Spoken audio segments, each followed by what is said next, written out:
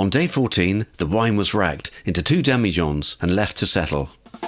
After another week, we can see that it started to clear and was looking very nice.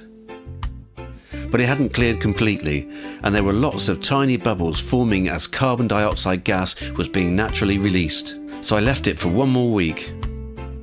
It was time to transfer the wine into some containers and leave behind any sediment that had fallen out of suspension to the bottom of the demijohn. Using an auto siphon, the wine was transferred into 2 2-litre bottles and 1 1-litre bottle.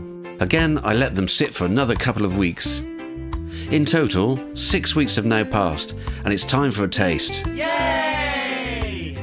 Okay, so I know that many homebrewers would not have waited this long, and that the wine would be consumed already.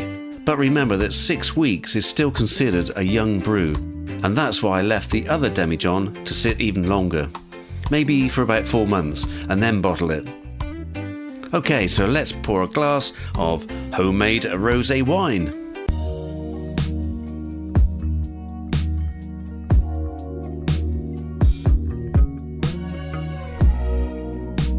On the nose, the smell is very pleasant, but quite subtle.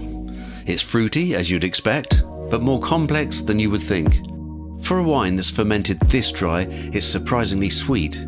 The cranberry is the first and dominant flavour, and then the raspberry and grape flavours kick in, with just a hint of rhubarb at the back of the tongue. It's a light, crisp, bright and fruity wine, and when chilled would be perfect with a meal or simply sipped during a hot summer's day with friends.